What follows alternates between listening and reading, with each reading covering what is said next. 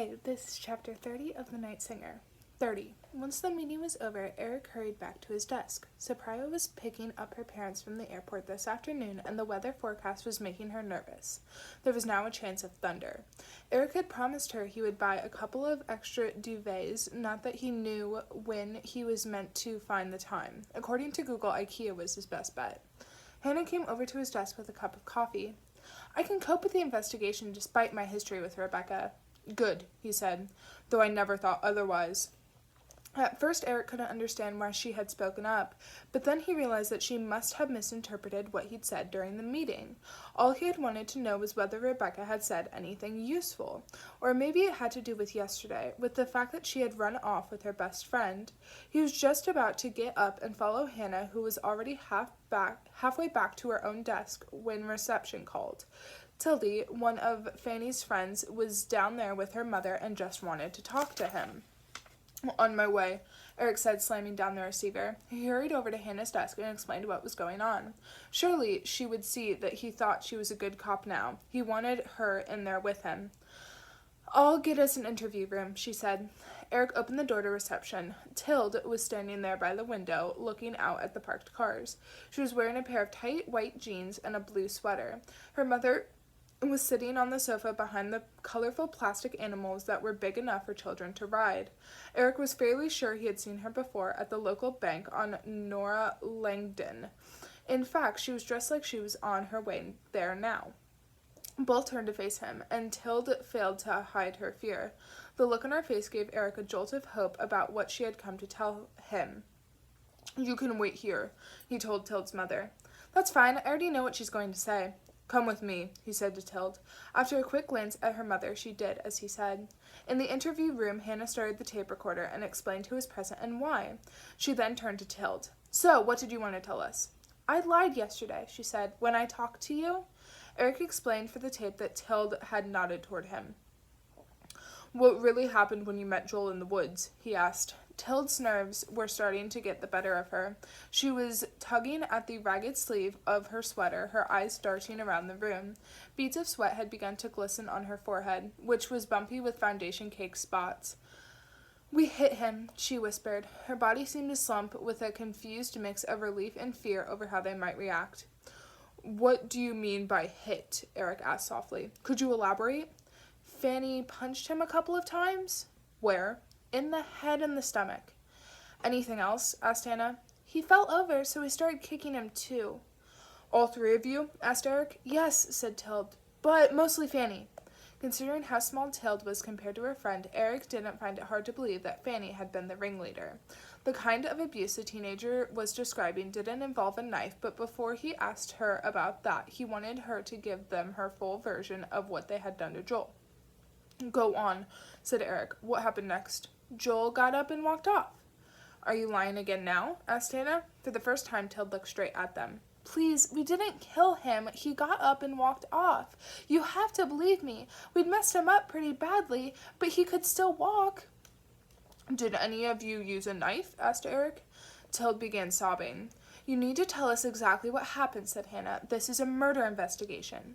Joel went totally crazy after he got up, said Tilde.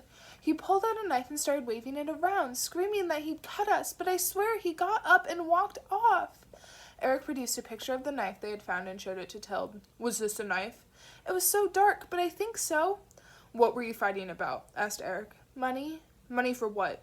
I don't know. Hash. No idea. Eric asked her to take them through the assault again, and nothing she said caused either him or Hannah to react. Tilde's hands were clasped in her lap, and he asked her to hold them out. She didn't have any cuts. Who spat on Joel? Asked Hannah. Tilde flinched as though a glob of spit were even worse than a clenched fist. I didn't see anyone do that. So, what did you after Joel do? So, what did you do? I can do it. So, what did you do after Joel left the woods? We stayed there. All three of you? No, Fanny left after maybe 10 minutes, but Lucas and I stayed and talked about Fanny and all the stuff she does. Why did you lie about beating up Joel? Asked Eric. Because of Fanny. She'd kill me if... Did you see which way Joel went after he left you? Asked Hannah. No, it was dark and we were behind the school. Right then, Eric realized what Tilde was so afraid of. Do you think Fanny killed Joel? Her eyes seemed to scream that she wanted to say no, but she didn't. Yeah, who else could have done it? Eric ended the recording and led Tilde back down to her mother. She walked into her open arms and buried her face in her gray coat. What happens now? The mother asked. It's too early to say, but it's good that Tilde told us the truth. Eric headed back to the interview room where Hannah was waiting. What do you think? He asked. It was pretty obvious from the outset that they'd beaten him up. Maybe, but if they'd killed him, shouldn't a body have been behind the school? Yeah, said Hannah. It seems more likely that Fanny followed Joel and then killed him herself. What did the teacher say? Isaac Olin? It's all in the report I wrote yesterday. I haven't had time to read it, said Hannah. It almost looked like she was smiling. He confirmed that Fanny is a troublemaker and that they've been having problems with her at school, but I don't think he understands just how big the problem is. He didn't have a clue what was going on when Molly was being choked. That's one thing I still can't make sense of, said Hannah. Why did Joel end up all the way out in Mockelmosen? Maybe Fanny dumped him there to lead us astray, said Eric. Right now, I can't see any other plausible explanation, though the question is how she got him out there, given she only had a moped. She could have got a hold of a car, said Hannah. I was already driving at her age. Should we go and talk to Lucas? Eric didn't think they had time. No, I'll call him. Once Lucas realized that Tilde had been to see them, he also confessed to beating up Joel. Like his friend, he said that Joel had pulled out a knife and walked away, that Fanny had left a while later. All Lucas knew about the conflict was that it was over money, and he was insistent that the only reason he had gone along that night was because Fanny had asked him to. There was just one point on which their accounts differed. Lucas had seen Fanny spit in Joel's face. We need to run this past Ove, Eric said once he ended the call. Then we need to find Fanny and confront her with what Tilde and Lucas have told us. The last day. I think we should sing for Gabriel, Ulrika shouts. Some of the red wine sloshes from her glass as she stands up, and Joel tries to catch Lena's eye. They've joked about this before, about how embarrassing people are when they drink, how smoking is so much better. But that was before it made her flip out. No, please, Gabriel shakes his head. Yes, Mom eggs her on, despite hating it when people sing for her. Petrie starts, the only one of the adults who can actually hold a tune. His voice is deeper than when he talks, much nicer to listen to. He actually sang in a choir for a while, but quit because he didn't think he had the time. He hasn't drunk much either. Joel can't remember ever seeing him drunk. Happy birthday, honey, Ulrika says, kissing Gabriel on the lips. Elias makes gagging sounds, and Molly giggles in embarrassment. Joel cuts off a piece of chickpea burger and smothers it in béarnaise sauce before lifting it to his mouth. He gazes longingly at the steaks the others are eating as he chews, but Lena is a vegetarian, and it wouldn't feel right to sit next to her and eat a bloody lump of meat.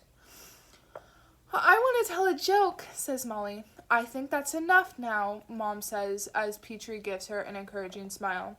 Molly chooses to respond to his smile and tells the same incomprehensible joke about a German, a Dane, and a Swede called Bellman that she has already told twice. Something about a cork that ends up all the way in China. Joel usually managed to listen, but he just can't do it right now. Can we leave the table? Elias asks once Molly is done. Of course, says Ulrika. I'll shout for you when it's time for the cake. The adults are talking about how great the new barbecue is, and Joel feels the pressure mounting in his chest. This isn't the kind of future he wants, sitting around talking about possessions as though they actually mean anything. Still, it's better than when they talk about politics. Eureka once got so angry with Petrie that she threw him out. Lena tilts her head toward the house and Joel nods. They excuse themselves and head inside. Elias and Molly are watching TV in the living room. Some children's horror show about a kid who walks around whistling in a white mask. Molly had been so scared by an episode of it she saw at home that she had to turn off the TV. Can you teach me to draw portraits? Asks Lena. I can try if you get some paper and pencils. Shh, Elias hisses, eyes locked on the screen. Yes, baby boss. Elias sticks out his tongue at her. They sit down in the kitchen, mostly so they can get some peace. Joel starts by sketching Lena, describing the process step by step as he goes. She then draws him, and the final image is much better than he expected. You can almost tell it's supposed to be him, though the eyes aren't quite right. They look far too happy. Oh, that's so sad. Has something happened? Asks Lena. You seem sad. No, Joel tells her. He doesn't have the energy to talk about Fanny, not with Lena. Though maybe he should call Nadine. Ulrika and Mom come into the kitchen with a stack of plates each. Lena holds up her drawing, but Mom is the only one who pays her any attention. She heaps her with so much praise that Joel feels embarrassed. Why does she always have to be so over the top? Time for the cake, says Ulrika. Can you help us set up the table?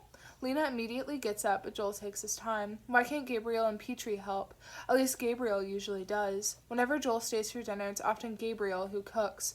He makes really good Asian food. Ulrika takes out a shop-bought...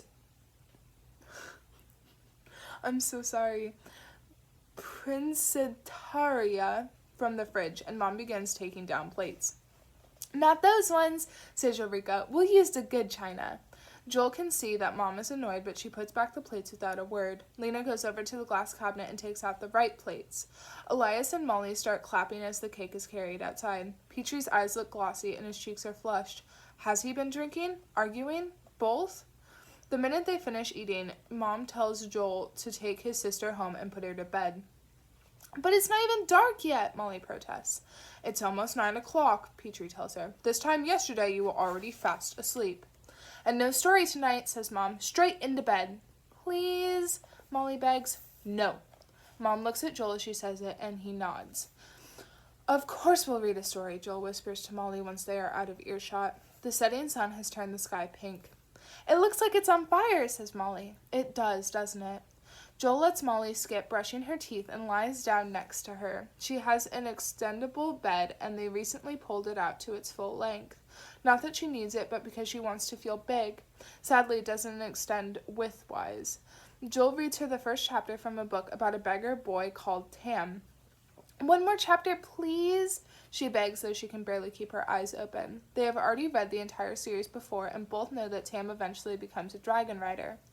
Okay, says Joel. One more, Molly mumbles once he finishes. Her eyes are no longer open. No, that's enough now, he says, getting up from the bed. He pulls her unicorn duvet. I think it is a duvet. Duvet? I'm going to call it duvet for right now. I know I pronounced it right later, so insert that. Up to her chin, kisses her on her forehead, and leaves her room. Joel lies flat on his bed just to be on the safe side. He sets the alarm on his phone, though he knows he won't be able to sleep. He stares at the wire of the lamp hanging from the ceiling. Petrie keeps promising to fix it, but he never actually gets around to it. The house is full of... Okay, I found this on the web for set the wire of the lamp hanging Siri! from the ceiling. Check it out. No! Okay. Sorry. The house is full of things he has promised to fix, so he probably doesn't want to spend his spare time doing more of the same stuff he does at work. Being a handyman is one of the last things Joel would ever want to be. He knows that a job in the healthcare system will be difficult, but at least he'll be able to work with people there to help them. It makes him nervous that Mom and Petrie aren't home yet. What if they stay out past midnight? Over an hour passes before Joel hears the sound of the door. He quickly turns out the light and crawls beneath the covers. Mom and Petrie stomp up the stairs, making no attempt to be quiet.